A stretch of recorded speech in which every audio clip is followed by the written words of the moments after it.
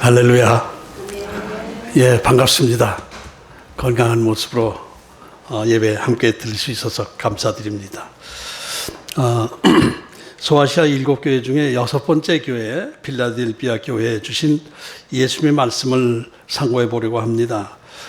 이 필라델피아 교회는 서머나 교회와 함께 예수님으로부터 책망 없이 칭찬만 들은 두 교회 중에 하나죠. 저는 그 에베소 교회는 참 아까워요. 에베소 교회는 정말 완벽한 교회 같았던 교회인데도 대형 교회이고 건강한 교회이고 말씀 안에 충만한 교회이고, 그럼에도 불구하고 예수님으로부터 에베소 교회가 좀 지적을 받았죠. 바른 신학 안에서 올곧게 신앙을 지켜 오던 정말 이 소아시아 7교회 중에서 맏형 같았던 교회인데 처음 사랑을 잃어버렸다, 이렇게 야단을 치신 거예요. 그러니까 옳고 그런 것을 너무 따지다 보니까 사랑을 잊어버린 거예요. 사랑이 빠지게 된 거예요. 그만큼 우리가 신앙생활 한다는 것이 쉽지 않다, 하나님으로부터 칭찬 듣는 신앙이 쉽지 않다라는 그런 생각을 하게 됩니다. 지난번 이전에 5번째 교회 사대교회는 칭찬은 없었고 이 책망만 있었죠. 겉으로 보기에 사대교회는 아주 큰 교회고 부흥하는 교회고 열심히 섬기는 교회고 봉사하는 교회고 이런 교회였어요. 그런데 예수님께서 사대교회에 대해서 내가 살았다는 이름은 가졌지만은 그러다 죽은 자다, 이렇게 말씀을 하셨어요. 그나마 나중에 보면은 이제 소수의 인원이 아직 완전히 죽지 않고 버티고 있는 것, 이 사람들을 위해서 예수님께서 또 격려의 말씀도 해주시고 한 것이 다행이다, 이렇게 볼 수가 있었습니다. 이런 것을 보면은 우리 인간의 관점과 하나님의 관점이 좀 다르지요. 인간이 보는 눈과 하나님이 보시는 눈이 달라요. 그러니까 인간적으로 볼 때 잘 믿는 사람 같지만은 하나님 보시기에는 아닌 사람이 있고, 인간으로 볼 때 좀 시원찮은 신앙 같은데 하나님 보시기에는 아주 잘 믿는 신앙이 있다는 얘기입니다. 사대교회와 필라델피아 교회는 이렇게 대칭되는 교회입니다. 사대교회는 잘 믿는 성도, 잘 믿는 교회 같았지만은 하나님 보시기에는 죽은 신앙이었고, 필라델피아 교회는 사람의 눈으로 볼 때에는 다 죽어가는 빌빌대는 교회 같았지만은 하나님 보시기에는 너무너무 잘 믿는 그런 교회였던 것입니다. 오늘 8절 그 뒷부분을 보면은 내가 네 행위를 아노니 내가 작은 능력을 가지고서도 내 말을 지키며 내 이름을 배반하지 아니하였다, 이렇게 칭찬하셨어요. 네 행위를 내가 알아. 네가 하는 것을 나는 알고 있어. 깊이를 알고 있어. 네가 능력은 별 볼 일 없는 것 같지만은 내 말을 잘 따르고 지켜왔고 내 이름을 배반하지 않았어, 이렇게 칭찬하신 거거든요. 능력 없이 무능력하게 말씀에 순종하고 예수님의 이름을 배반하지 않았다. 이것이 썩 확 마음에 닿지 않더라고요. 무기력하게 이러고 저 말씀에 순종만 하고 그런 것이 뭐 그렇게 칭찬할 대상인가 하는 그런 생각이 들으셨어요. 서머나 교회에 칭찬하신 것은 이해가 가지죠. 서머나 교회는 가난과 궁핍 속에서 인내하며 또 사탄의 세력, 이단의 세력과 대항하면서 신앙을 지켜온 거예요, 그나마. 그런데 필라델피아 교회는 뭐 특별히 핍박을 받았다, 이단의 유혹에 넘어가지 않았다, 뭐 이 국가의 권력에 뭐 피해를 받으면서 이겨나갔다, 뭐 이런 이야기가 없어요. 이세벨과 같은 이단의 세력을 물리쳤다, 이런 것도 없어요. 능력은 없지만 그래도 내 말을 잘 따르고 지켰어, 이렇게 말씀하신 거거든요.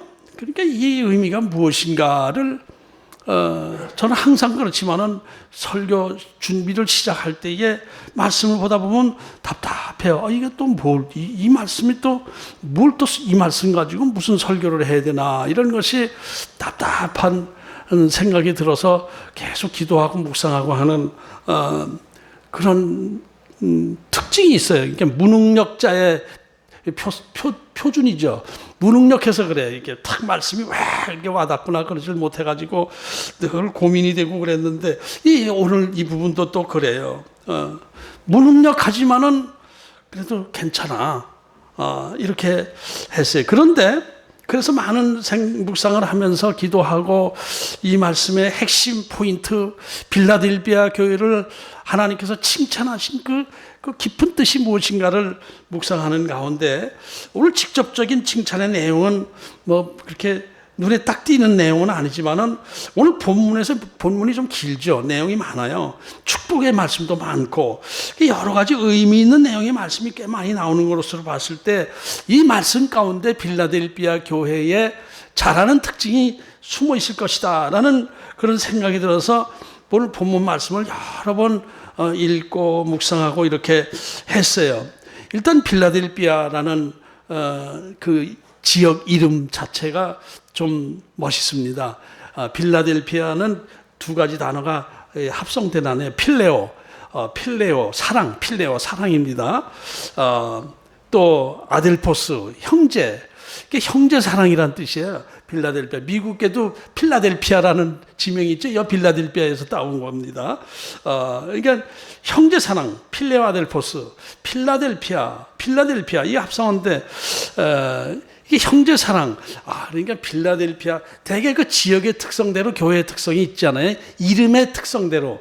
이게 빌라델피아라는 그 이름의 뜻이 형제 사랑이니까 이 빌라델피아 교회 교인들은 아주 그 이웃 사랑, 형제 사랑을 많이 했구나 이런 생각을 했는데 그 역사적인 그 유래가 있더라고요. BC 189년 예수님 오시기 한 200년 전에 그 지역이 버가모 왕국이 속해 있었는데 버가모 왕국을 형제가 다스리고 있었다고 해요. 형제가 다스리고 있었는데 형이 왕으로 하고 그 동생은 이제 말하자면 국무총리로 하고 그러는데 그 일대 막 형은 전쟁을 많이 해서 나라를 지키고 영토 확장을 하고 이제 이렇게 하고 할 때에 동생은 국성 안에서 국내에서 나라를 이렇게 이끌어 나가고 지켜 나가고 그랬는데 너무너무 잘했던 거예요, 그것을. 그러니까 동생이 그 내치를 잘하고 있는 것, 이런 것을 아주 믿고 마음 놓고 이 형은 자기 꿈을 이뤄나가고 야망을 이뤄나가고 그랬어요. 동생이 내치를 잘했으니까.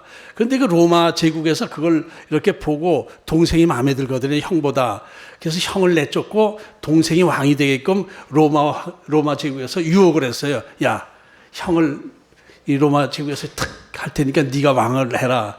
그랬는데 동생이 단호하게 거절하고 저는 형 앞에 충성하겠습니다.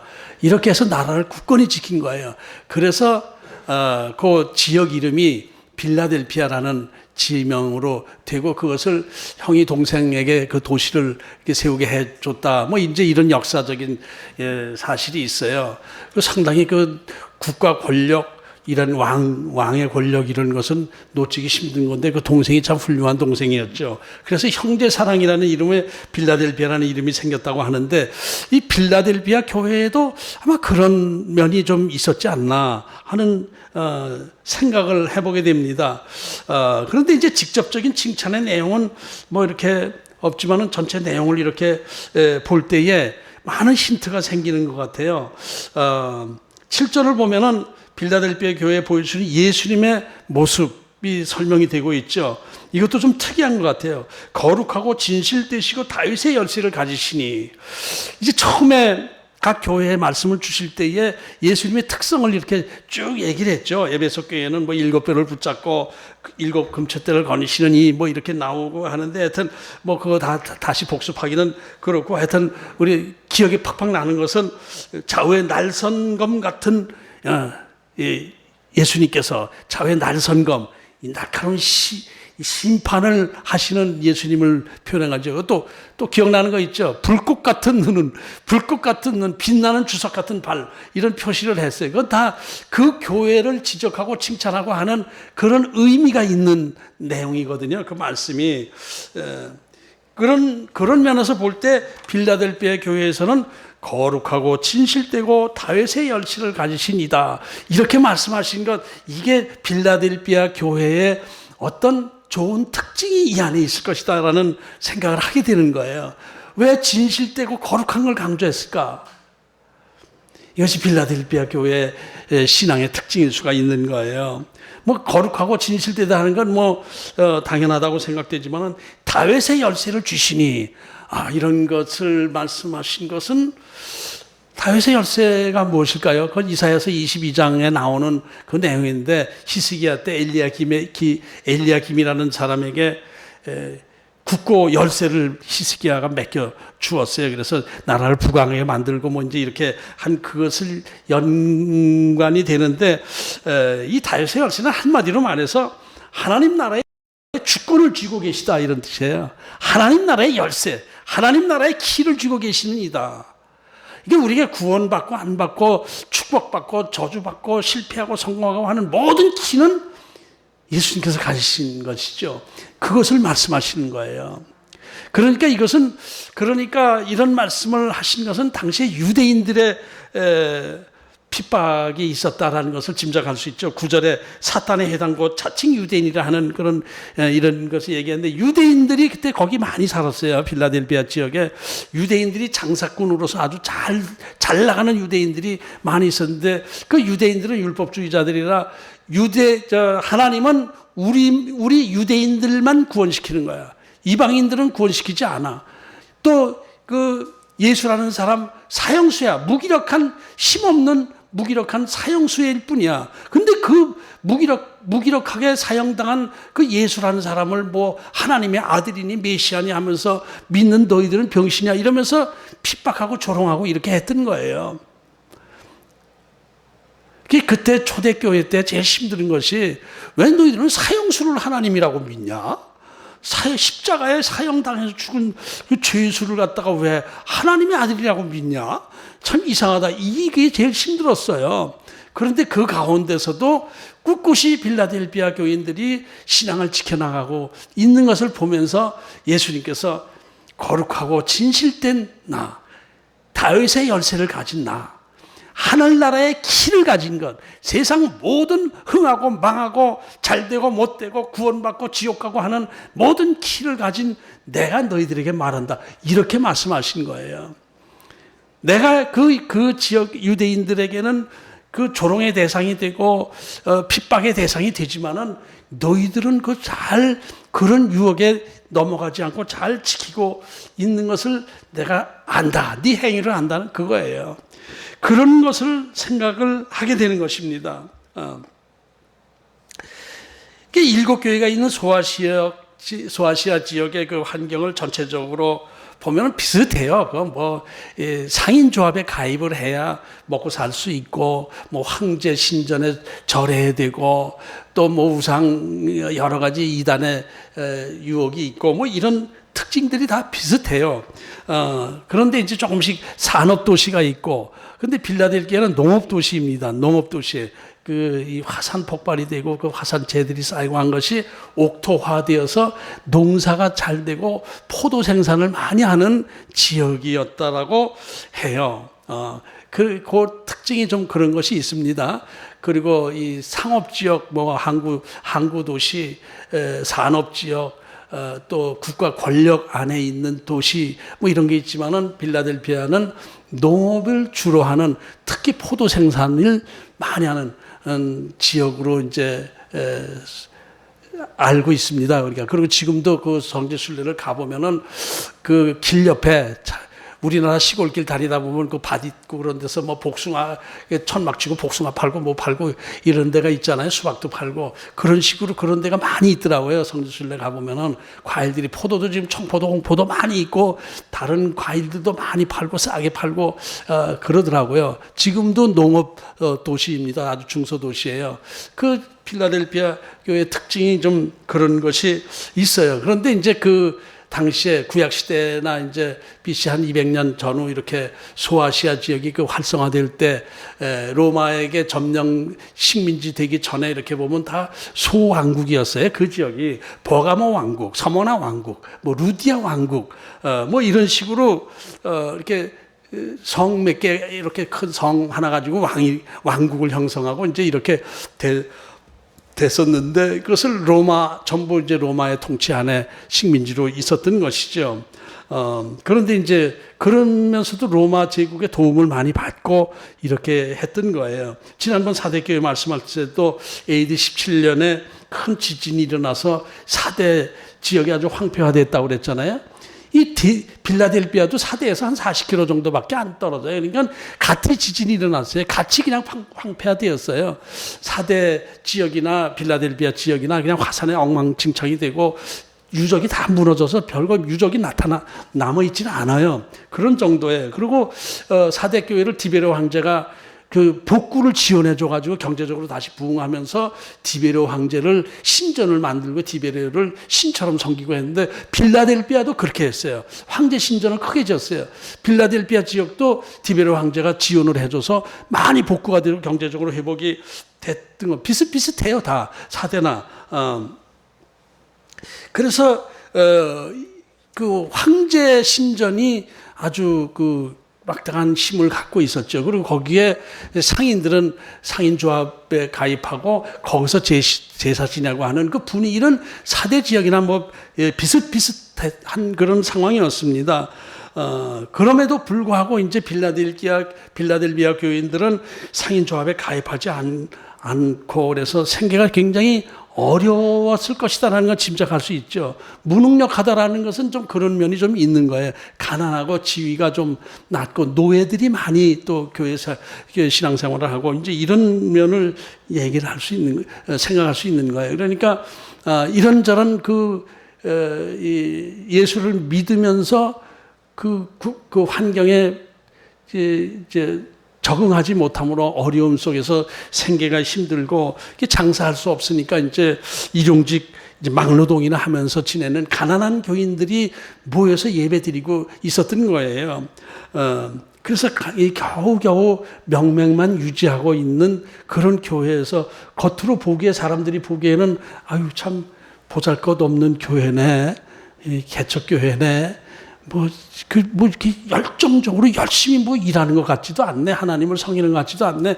이런 상황인데 예수님께서는 칭찬하신 거예요. 빌라델비아 교회를 칭찬하신 거예요.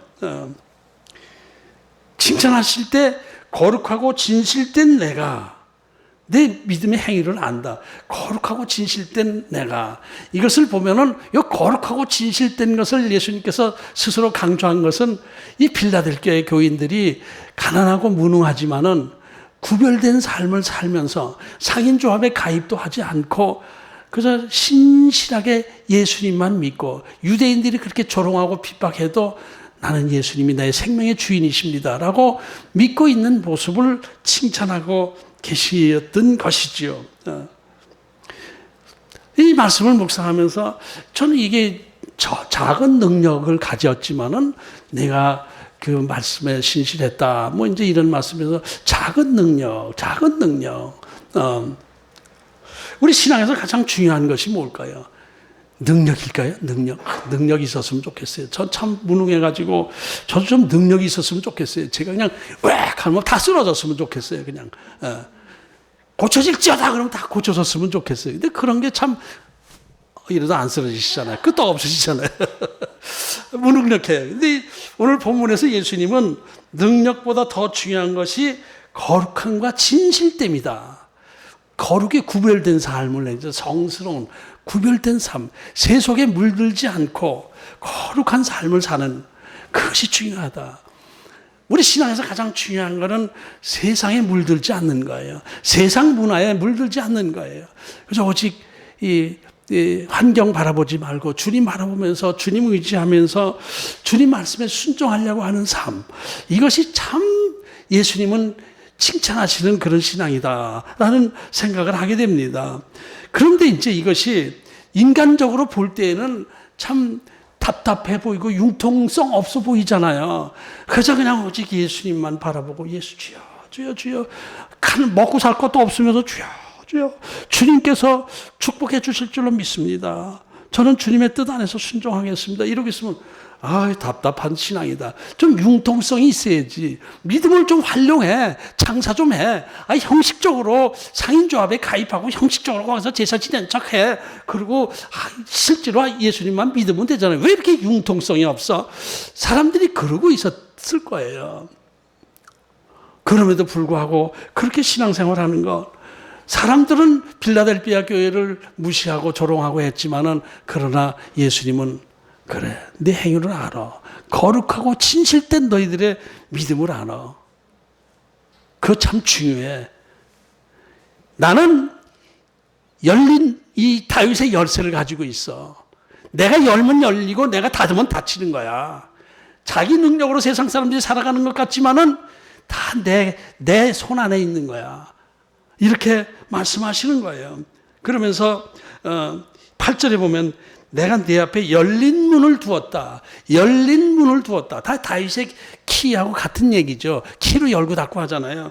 근데 이제 닫고 열고 하시는 예수님께서 빌라델비아 교인들 앞에서 네 앞에 내가 문을 열어놨어. 키로 열어놨어. 네가 나가는 데를 팍팍팍 문이 활짝활짝 열릴 거야.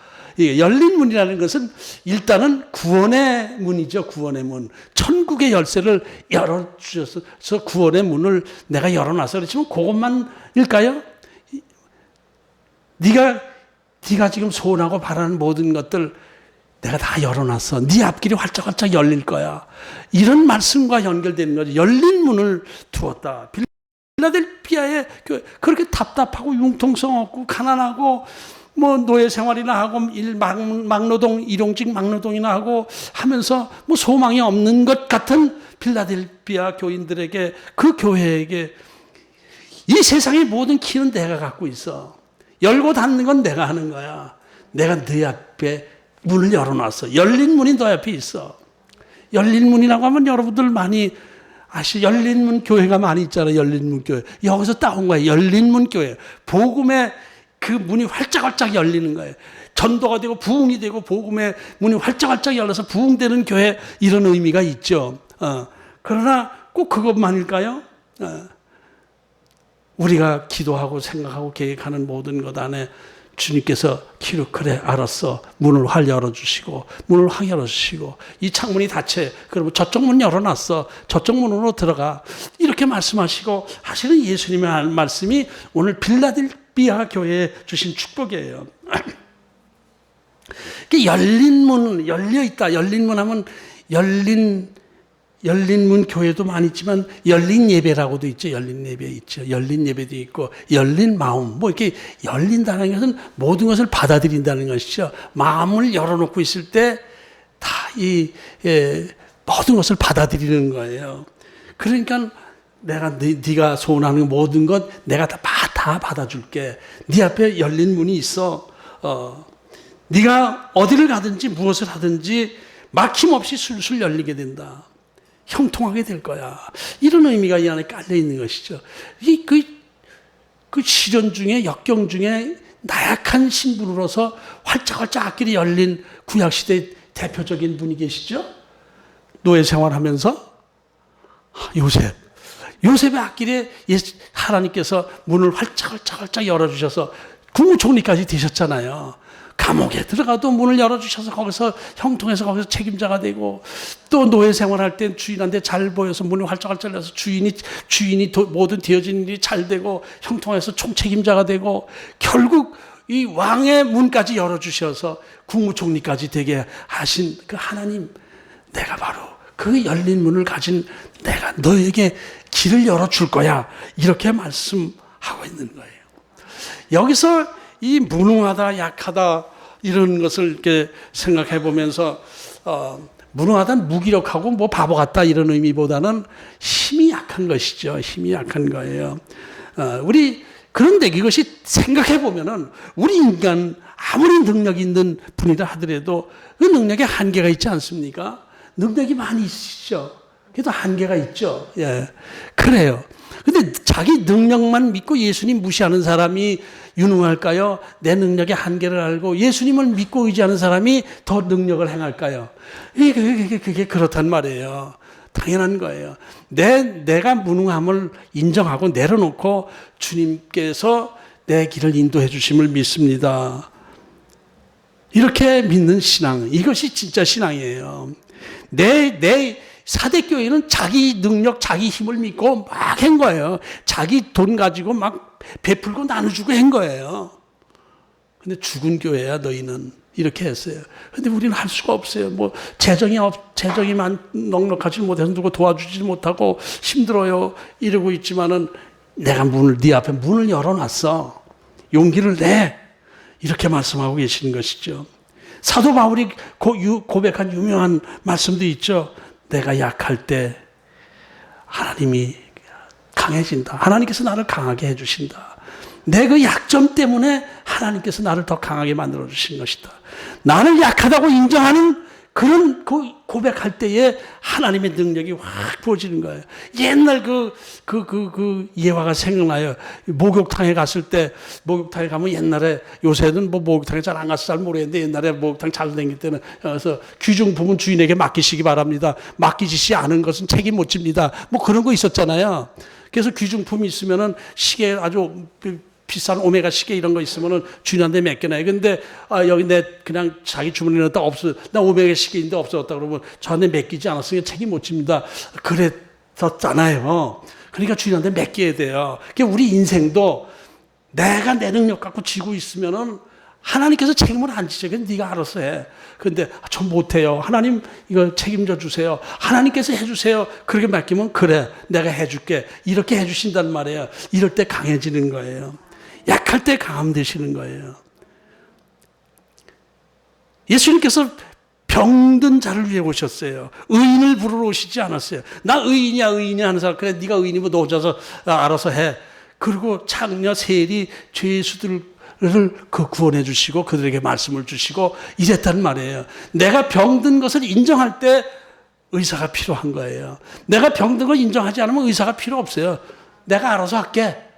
그리고 뭐 자기 나름대로 뭐 이게 인터넷에서 주워 들은 거 가지고 뭐 먹고 하면서 병이 커지는 사람도 있잖아요. 아유, 그건 뭐 내가 할 수 없죠. 이러고 하나님께 맡기는 이런 신앙, 이것이 하나님께서 길을 열어주시는 거예요. 네가 능력은 약하지만은 그러나 말씀 안에서 신실되게 나를 믿어서 내가 내 길을 지켜줄 거야. 이렇게 주님께서 빌라델비아 교회에게 말씀을 주신 거예요. 인정하시죠? 인정하시죠? 이게 여러분들, 내가 작은 능력을 가지고 내 말을 지키며 내 이름을 배반하지 않았다라고 할 때 누구 생각이 얼핏 나요? 저 생각나지 않았어요? 저는 이 말씀을 딱 보니까, 이거 나 얘기하시네. 작은 능력을 가지고, 능력은 없지만은 내 말을 지키며 말씀을 배반하지 않으려고 애를 쓰고 있구나. 저한테 그런 말씀을 주시는 것 같아요. 여러분에게 주시는 말씀. 여러분들 능력이 있으세요? 솔직히 말해서 그렇게 사회적으로 크게 능력 있는 분들은 별로 안 계신 것 같아요. 그러니까 저와 여러분에게 주시는 말씀이에요. 작은 능력을 가졌지만은 내 말을 지키고 내 이름을 배반하죠. 예수님의 이름을 망령되 여기지 않은가. 예수님 영광 가리지 않았어요. 그래서 말씀 안에, 우리 교회가 그렇지 않습니까? 그래서 말씀 안에서 무능해요. 뭐 이렇게 무능해요. 이렇게도 안 넘어가요. 그러나 말씀 안에서 올곧게 지키려고 애를 써왔던 것, 이것은 저와 여러분에게 주신 말씀이다, 이런 생각이 들어요. 하나님께서, 저는 사실 제가 무능한 것을 늘 답답하게 여길 때가 많이 자주 있는데, 그러나 그럼에도 불구하고 하나님께서 저를 사용하고 계세요. 쓰고 계셔요. 저는 그걸 느끼고 있어요. 하나님, 제가 이렇게 무능한데, 뭐 이제 그만 이제 쉬면 안 되겠습니까? 이런 기도도 가끔 드리는데, 아직 좀 더 해. 이런 말씀을 주시고, 그래서 제가 여기까지 오고 계세요. 쓸모없는 무능한 존재 같지만은 하나님께서는 저를 상당히 귀하게 쓰고 계셔요. 이 세상의 모든 키는 예수님이 가지고 계세요. 키를 열고 닫는 분은 예수님이에요. 제 앞에 열린 문을 주시는 분도 예수님이고 여러분 앞에 문을 열어주시는 분도 예수님이에요. 예수님께서 닫아주심을 꼼짝 못하고 말죠. 그러니까 저와 여러분을 향한 앞길 예수님께서 계획하고 계심을 믿으시기 바랍니다. 열고 닫는 그 주님의 뜻 안에 있는 거예요. 그러니까 어떻게 해야 돼요? 어떻게 해야 돼요? 10절에 보면 내가 나의 인내의 말씀을 지켰은즉 내가 또한 너를 지켜 시험의 때를 면하게 하리니 이는 장차 온 세상에 임하여 땅에 거하는 자들 시험할 때나. 이 말씀 이제 최후의 심판 때 예수님 재림 때를 말씀하시는 것으로 일단은 그 정석대로 보면 그렇게 할 수 있지만은 요즘 같이 코로나 시험 아주 그냥 극심한 시험 속에서 주님께서 피하게 지켜주신다. 이 말씀으로 받아들여도 안 될 거 아니잖아요. 저와 여러분을 지켜주시는 분, 주님의 뜻 안에 있습니다. 인내의 말씀을 지켰어요. 이게 좀 해석이 좀 번역이 좀 이상하긴 한데 인내의 말씀을 지켰다. 이것은 말씀 안에서 인내하며 말씀 안에 순종해 나가고 교회를 섬기고 충성하고 이런 것으로 받아들이면 되겠죠. 이럴 때 주님께서 우리를 지켜주신다라고 말씀하시는 것입니다. 하나님께서 우리를 향한 새로운 일, 새 일을 행하시는 하나님을 찬송하십시다. 계획하고 계셔요. 열린 문이 우리 앞에 반드시 있습니다. 우리 교회 앞에 반드시 열린 문이 나타나게 될 거예요. 어떤 일이 생길지 우리는 알지 못해요. 그러나 하나님은 우리가 생각하는 것보다 더 아름답고 더 큰 계획을 갖고 계실지도 몰라요. 여러분을 향한 계획, 여러분이 상상하는 것보다 더 큰 축복의 길을 열어놓고 계실 수도 있는 거예요. 어떤 때? 거룩하고 진실되게 주님의 말씀 안에 순종할 때에 무능한 것을 인정하면서 내가 무능합니다. 부족합니다. 믿음도 부족합니다. 능력도 없습니다. 그러나 주님 내 길을 인도해 주심을 믿습니다. 열린 문을 내 앞에 두심을 믿습니다라고 겸손하게 주님을 바라볼 때 주님께서 새 길을 열어주실 것을 믿습니다.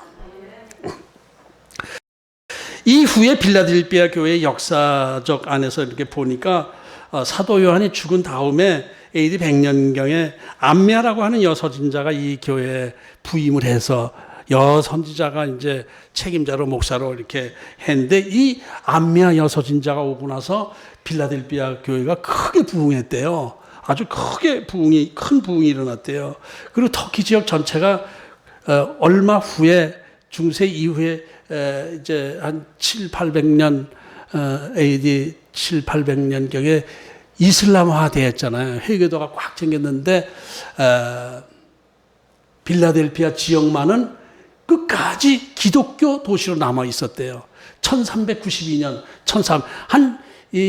이슬람이 장악하고 나서도 700~800년 동안을 빌라델피아 지역만은 기독교 지역으로 꽉 자리 잡고 있었다고 그래요. 지금도 그 빌라델피아 지역에 가면 유적이 저 지진 때문에 다 무너져서 유적이 없어요. 성지순례 가봐야 별로 없어요. 그런데 빌라델피아 교회의 흔적이 있어요. 근데 그 기둥이 커다란 사각형 기둥이 한 몇 개 있더라고요. 2~3개 있더라고요. 이렇게 기둥이 둥그런 거가 아니라 사각형으로 이렇게 벽돌로 이렇게 쌓은 그런 게 한 서너 개 이렇게 있더라고요. 그런 거면 기둥 하나가 이 한 면이 한 2m 정도 되는 커다란 이렇게 2m 되는 그런 흔적이 있는 걸로 봐서는 작은 교회의 모습은 아니에요. 큰 교회였어요. 그러니까 큰 교회로 성장해서 끝까지 700~800년 동안 기독교로 이슬람 교들이 막 설칠 때에도 우리는 기독교만 믿는다라고 해서 1392년까지 기독교화 되었던 교회라고 그래요. 그렇게 남았다는 거예요. 그러니까 그것을 보면은 오늘 본문에서 예수님께서 말씀하신 것처럼 무능력하고 작은 교회로 끝난 건 아니에요. 크게 부흥되고 이렇게 했던 것을 알 수가 있어요. 어쨌든 지금 현재 우리가 능력은 비록 약하다라고 했지만은 우리 사회적 신분이 이렇게 높지 못하다. 교회로서도 뭐 큰 교회, 잘 나가는 교회, 부흥하는 교회, 이 뭐 영적으로 대단한 능력 있는 교회는 아니지만은 그러나 우리의 삶, 신앙 자체가 구별된 삶, 거룩한 삶, 진실된 믿음 이런 거 가지고 말씀 안에 순종하려고 했을 때에 하나님께서 내가 내 앞에 열린 문을 두어서 내 나가는 길에 문을 열어놨어. 내 길이 활짝 열릴 거야. 이 말씀을 하는 거예요. 그러면서 11절의 말씀을 보면 11절에 보면은 내가 속히 오리니 이것은 저는 그렇게 받아들였어요. 예수님 재림 곧 오신다의 이런 의미보다는 내가 빠른 시간 안에 너희 우리 선한 목자 교회를 내가 이렇게 세워줄 거야. 빨리 올 거야. 빨리 열어줄 거야. 이 말씀을 하시는 것 같아요. 그래서 내가 이거 말씀 딱 보면서 언제요? 언제요? 금년에 코로나 때요? 아유, 지금 뭐 눈이 앞에 안 보이는데 어쨌든 내가 빨리 와서 너희 앞에 문을 열어줄 거야. 이런 말씀을 받아들여서 혼자 아멘 할렐루야 그랬어요. 예수님께서 빨리 오신대요. 길을 열어주신대요. 문을 열어주신대요. 구원의 문을 열어주신대요. 여러분 앞길을 열어주신대요. 전 그렇게 받아들이고 아멘 했어요. 아멘 했어요. 그러면서 11절에 멸관을 뺏기지 말라. 승리의 관이죠. 그러니까 믿음을 잃지 않고 끝까지 지켜나가야 돼. 금메달을 따야 돼. 계속. 이렇게 말씀하시는 거예요. 그러니까 우리가 좀 지쳐서 아유 이 코로나 때 우리가 무슨 희망이 있어? 아유 그러지 마시고 끝까지 거룩함과 진실됨 안에서 말씀에 순종하며 나아갈 때에 내가 곧 역사할 거야. 속히 올 거야. 멸관을 놓치지 마. 끝까지 붙잡고 있어. 그러니까 여러분 꿈을 잃지 마세요. 소망을 잃지 마세요. 속히 오신대요. 속히 오셔서 열어주신대요. 믿으십니까? 믿으시기 바랍니다. 그 12절을 봅니다. 이기는 자는 내 하나님 성전의 기둥이 되게 하리니 그가 결코 다시 나아가지 아니하리라. 성전의 기둥, 하나님 성전의 기둥이, 하나님 성전의 기둥이면 하나님 나라의 기둥 역할을 하게 된다는 기둥 역할을 하게 된다는 거예요. 우리가, 저와 여러분이, 이렇게 조그만 교회, 무능한 목사하고 같이 신앙생활 하는데, 우리가 별거 아니잖아? 이렇게 생각하지 마시고, 기둥 역할을 하게 해주신대요. 거룩함과 진실됨을 지켜나가십시다. 내 능력을 믿지 말고, 나 무능한 거 인정하면서, 하나님만, 예수님만 바라보면서 믿고 의지하실 때에 주님께서 붙들어 주시고, 기둥 역할을 하게 해주신다는 것이에요. 저 자신도 몰라요. 우리는 몰라요. 저와 여러분을 향한 하나님의 계획 잘 몰라요. 우리 선한 목자 교회를 향한 하나님의 계획 잘 몰라요. 어떻게 될지 잘 몰라요. 그러나 분명한 것은 지금 우리가 생각하는 것처럼 무기력하고 그냥 약한 그런 것보다는 훨씬 새 일을 행하실 거예요. 놀라운 일을 행하실 거예요. 우리 미래 그거 걱정할 것도 없어요. 내 미래 걱정할 거 없어요. 주님 앞에 맡겨요. 내 능력 약하다고 자꾸 비관할 것도 없어요. 내 능력이 약할 때 주님께서 우리를 강하게 쓰시는 거예요.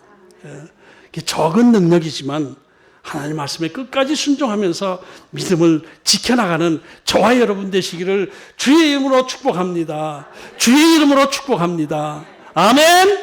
아멘.